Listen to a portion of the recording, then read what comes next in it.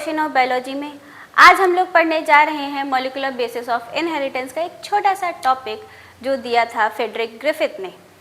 उस समय जब जेनेटिक मटेरियल की खोज चल रही थी तो सबसे पहले एक्सपेरिमेंट जो परफॉर्म किया था वो थे फ्रेडरिक ने।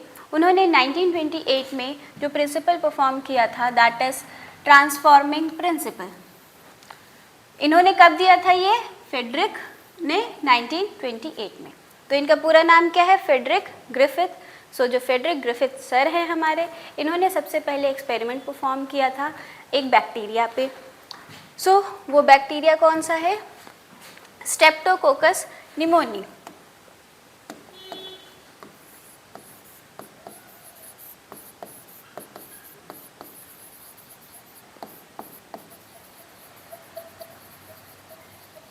ये बैक्टीरिया का नाम आपने तो सुना ही होगा जो निमोनिया कॉज करता है। तो इन्होंने क्या किया था, एक कल्चर प्लेट लिया था और उसमें ये स्ट्रेप्टोकोकस निमोनिया नाम का बैक्टीरिया उस पर ग्रो करवाया था। तो इनको देखने के लिए मिला दो अलग अलग स्ट्रेन के बैक्टीरिया, दैट इज़ एक उनको मिल रहा था एस स्ट्रेन का और एक मिल रहा था आर स्ट्रेन का। इसमें क्या इसके फीचर्स थे, क्या कैरेक्टरिस्टिक थे? जो एस स्ट्रेन का बैक्टीरिया था वो क्या था? वायरुलेंट था, इससे डिसीज़ कॉज हो जा रहा था। जो आर स्ट्रेन का बैक्टीरिया था ये नॉन वायरुलेंट था, इससे डिसीज़ कॉज नहीं कर रहा था। ऐसा क्यों हो रहा था? क्योंकि जो एस स्ट्रेन का बैक्टीरिया है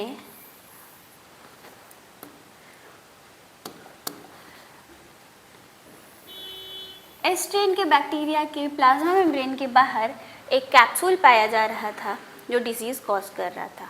सपोज ये स्ट्रेप्टोकोकस निमोनिया मेरे अंदर आ गया, फिर मेरा जो इम्यून सेल है वो रिस्पॉन्स करेगा इस बैक्टीरिया के अगेंस्ट। अगर एस स्ट्रेन का आएगा तो उसकी वजह से मुझे निमोनिया कॉज कर जाएगा, मेरा इम्यून सिस्टम इसके अगेंस्ट फाइट नहीं कर पा रहा है।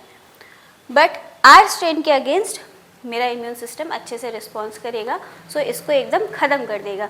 तो आर स्ट्रेन की वजह से निमोनिया कॉज नहीं करेगा और एस स्ट्रेन की वजह से निमोनिया कॉज करेगा। अब ये जो एक्सपेरिमेंट ग्रिफिथ ने परफॉर्म किया था तो इसके लिए इन्होंने सैंपल लिया था एक चूहा यानी कि माइस। तो आइए देखते हैं इन्होंने जब माइस लिया तो उस माइस में इन्होंने अलग अलग जो सेट लगाए एक्सपेरिमेंट के तो क्या रिजल्ट मिला। तो इन्होंने क्या किया, एस स्ट्रेन का जो बैक्टीरिया था उसको माइस में दे मारा। बेचारे माइस में जब उन्होंने स्ट्रेप्टोकोकस निमोनिया को इंजेक्ट कर दिया तो देखने के लिए मिला कि माइस बेचारा मर गया। क्यों? क्योंकि एस स्ट्रेन से क्या हो रहा था? निमोनिया कॉज कर रहा था, तो माइस को निमोनिया हो गया और वो निमोनिया से मर गया। आर स्ट्रेन का जो स्ट्रेप्टोकोकस बैक्टीरिया था तो उसको माइस में इंजेक्ट किया, फिर से मतलब दूसरा माइस लिया फिर उसमें इंजेक्ट किया, फिर देखने के लिए मिला कि माइस जिंदा बच गया। ये वाला माइस लकी था जो बच गया। अब थर्ड स्टेप में उन्होंने क्या किया, एस स्ट्रेन को लिया बट उसको क्या किया था, हीट किल किया था। एस स्ट्रेन बैक्टीरिया लिया और उसको हीट किल कर दिया। फिर माइस में उन्होंने फिर दे मारा, फिर क्या देखने के लिए मिला, अगेन ये वाला माइस भी लकी निकला, ये भी बच गया।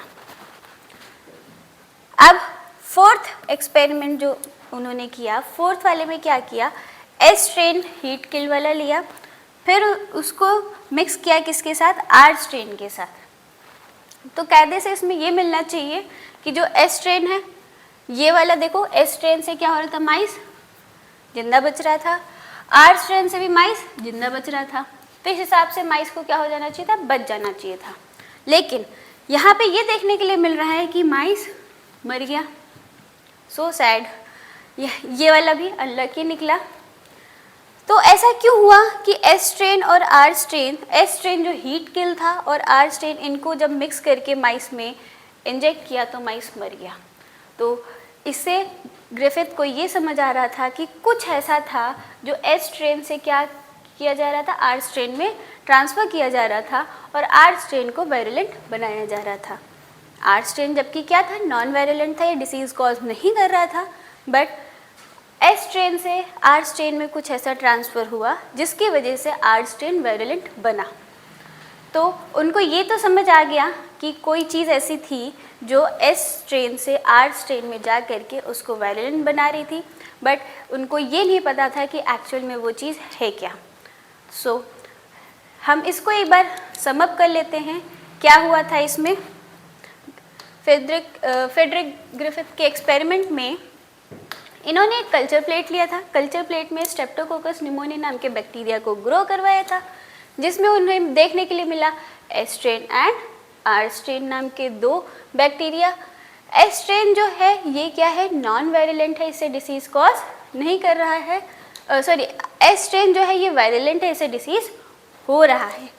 आर स्ट्रेन जो है ये नॉन वायरुलेंट है, इससे डिसीज नहीं हो रहा है। तो इन्होंने जो एक्सपेरिमेंट सेटअप लगाए तो उनके सेटअप में देखने के लिए मिला सिंपल, पहले के 2 केस क्या है, एस स्ट्रेन और आर स्ट्रेन। एस स्ट्रेन से क्या होगा, चूहा मर जाएगा, आर स्ट्रेन से बच जाएगा। लेकिन फिर उन्होंने क्या किया, एस स्ट्रेन को हीट किल कर दिया, फिर देखने के लिए मिला कि चूहा फिर से बच गया। लेकिन ये जो यहाँ पे हुआ कि एस स्ट्रेन और आर स्ट्रेन को, जब एस स्ट्रेन हीट किल वाला था और आर स्ट्रेन, इन दोनों से चूहा क्या हो जाना चाहिए था, बच जाना चाहिए था, बट मर गया। तो यहीं से ही मतलब कि ग्रिफिथ को ये पता चला कि कोई चीज़ ऐसी थी जो ट्रांसफ़र हो रही थी एस स्ट्रेन से आर स्ट्रेन पे, बट ये नहीं पता लगा पाए कि वो बायोकेमिकल मटेरियल क्या था। सो हम नेक्स्ट वीडियो में पढ़ेंगे कि वो बायोकेमिकल मटेरियल क्या था। So thank you.